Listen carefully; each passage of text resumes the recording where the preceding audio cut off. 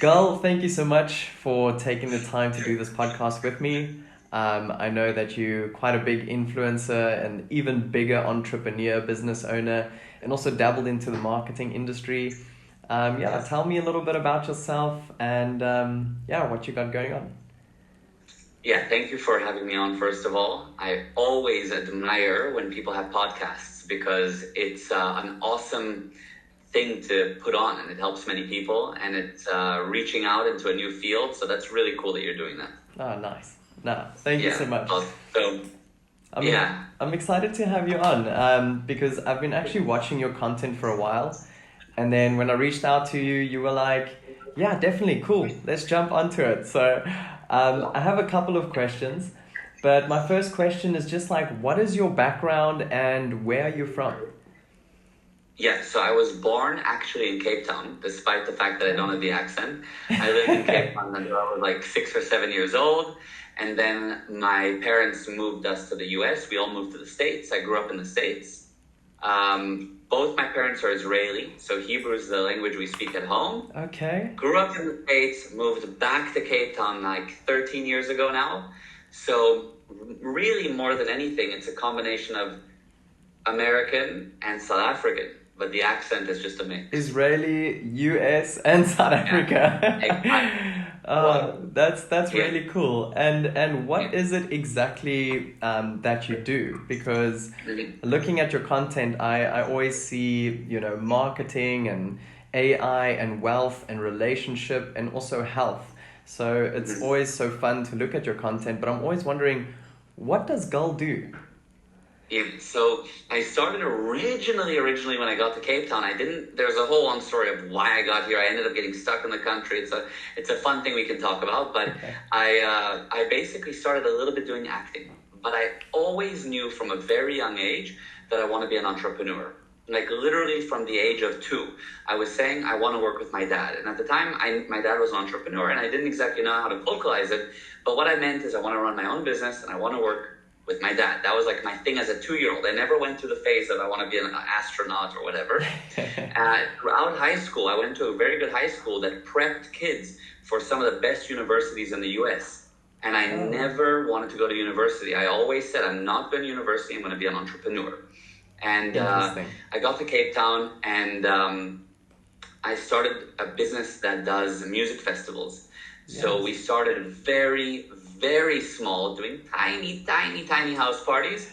And it ended up being some of the biggest festivals in the country. So we do We Love Summer. We started a We Love Summer festival, Feastival, which is a food festival.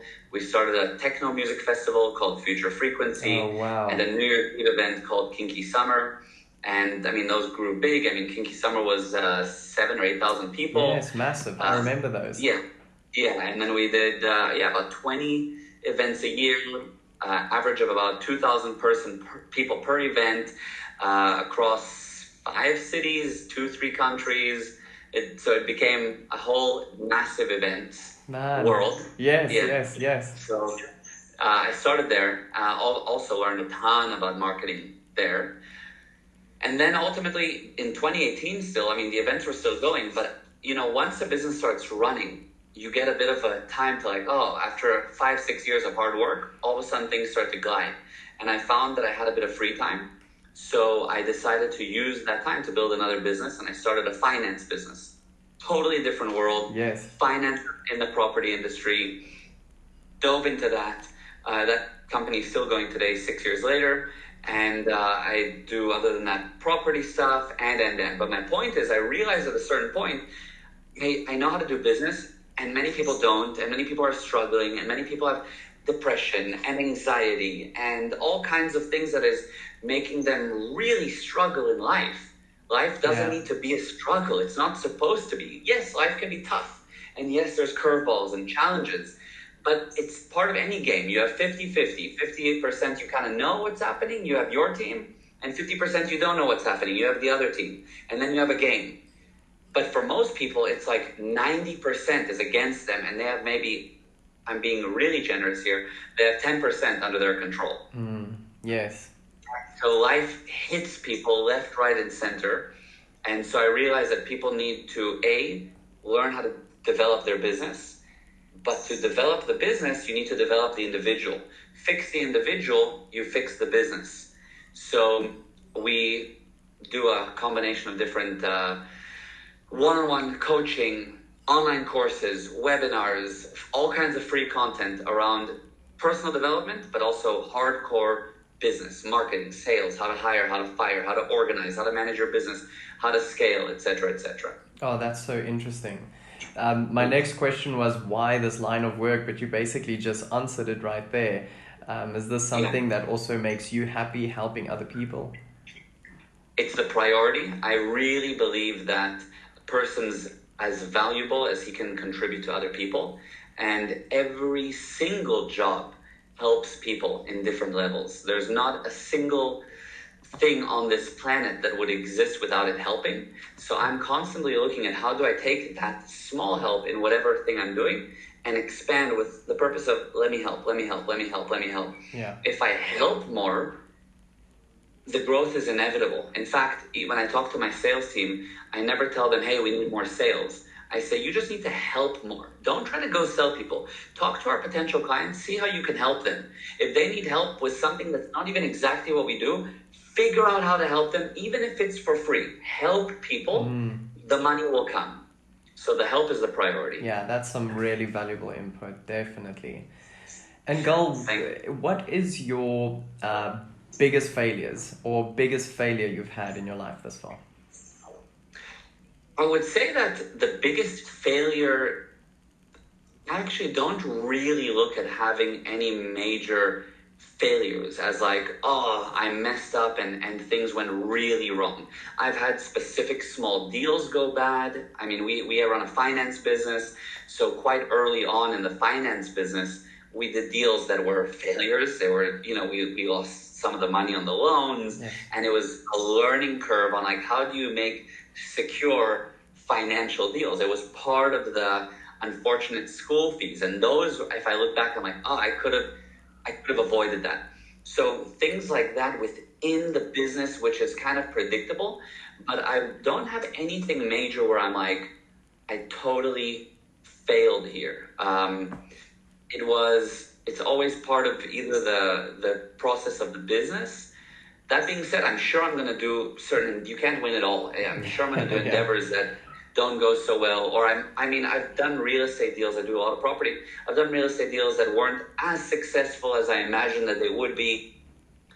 But I sort of do things in a way that I try to mitigate so that risks, so that there's not something that's like, wow, failure. Failure, of course. I can't do anything about it. You know what I mean? And I don't. You don't want to say like, okay, never fail, but I've never had something where it's like, wow, I'm on my knees. I'm totally like nothing I can do. Yes, of course. And from these little failures that are happening, you learn and that helps you build even more. To me, I'll tell you an interesting thing. I don't really think that you learn from your mistakes. Oh, okay. Many people say you learn from your mistakes. But the thing is, if you look at old people, they should be the smartest, most able, most incredible people in the world because they had so many mistakes and they had so much time to learn. But old people generally, and it has nothing to do with their age. Yeah. I've seen 25-year-old old people. They get really just weathered, worn, no life, careful, extremely limited, like they won't do things that they once would have done. That's how I see people as they get older. So, but if you learn from your mistakes, surely then by 60 years old, you should be smart and winning at life. But clearly, that's not the case. So you must learn from something other than your mistakes. Oh, that's a very interesting way to see it. Very true. And if I could ask you, what is the most valuable advice you've learned or you could give the audience today, what would that be? Validate every small improvement. So most of us are professionals at finding every small failure or every small flaw. I'm guilty of that. Yeah, everybody is. And you look in the mirror and you see a small flaws on your face, or you look back at your day and you see small flaws around your day, or you had an interaction and you look at all the small mistakes you made during that interaction. So people are professionals at finding what's wrong. What I'm saying is you need to become professional at finding what was right. It just starts to outweigh that thing. Most people are so good at finding what's bad. So success, the definition of success is the sum of all your validated improvement.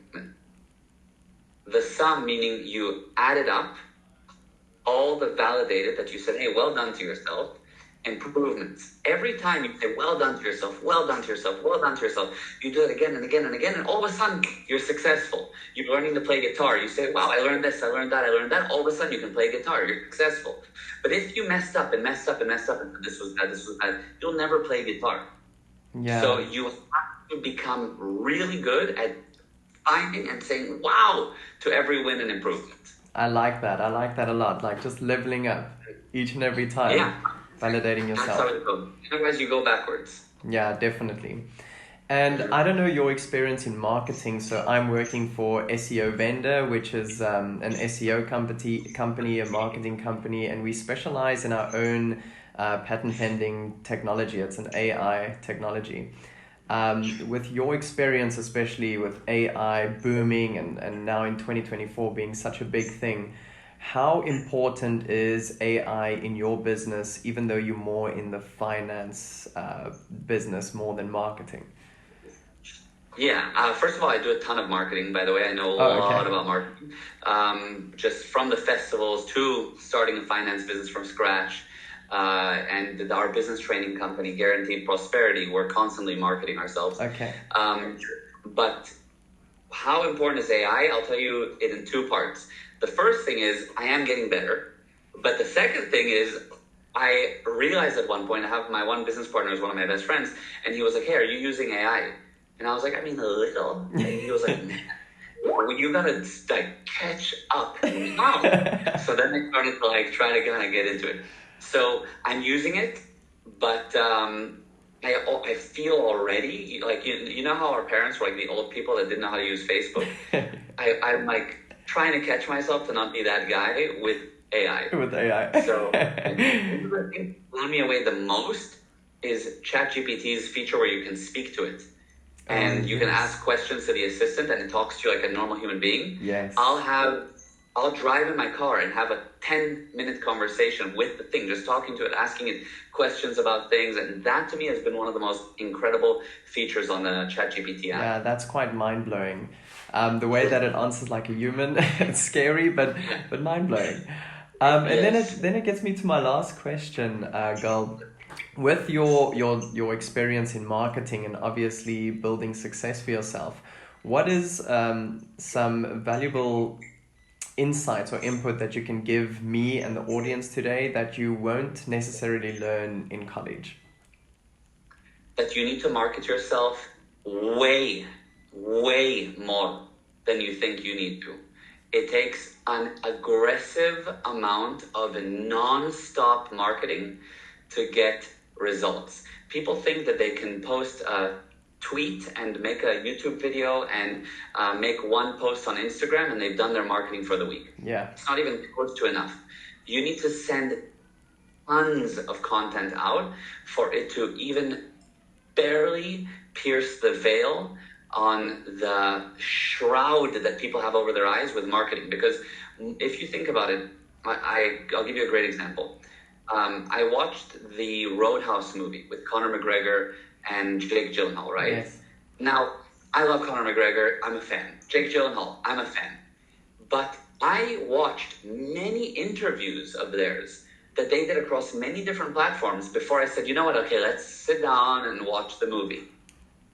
And it makes me realize it doesn't matter who you are. If you're The Rock or you're Julia Roberts, they're going on a massive marketing campaign across the world, across tons of YouTube channels, Facebook, TikTok, and they hammer it out just for people to go see a movie that costs $15 in theaters or is free on Amazon Prime once you have I'm like, And yet that's what it takes to get people to do action. It takes lots of it. But you start your business and you think, oh, I made a post, that's enough marketing. No, you need a lot. Yeah. And that's what people need to realize. Definitely.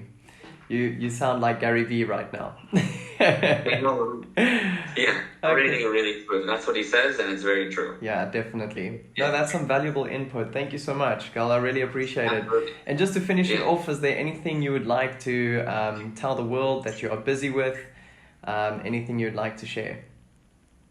I mean, from what I'm busy with is, we spoke about it, but I would say that if the listeners are interested in developing themselves, in building businesses that work and don't fail, in improving their condition mentally, spiritually, financially, then go to our website. It's G Prosperity. G stands for guaranteed. So gprosperity.com. And we basically guarantee every single one of our courses. So if you're doing a sales course with us and it's not amazing and your sales don't improve, money back. So that's why we call ourselves Guaranteed Prosperity. Oh, nice. Guaranteed. That's amazing. Gal, thank you so much for your time. I really appreciate it. And My pleasure. I'll see you on the next podcast. And thank you. Thank you so much.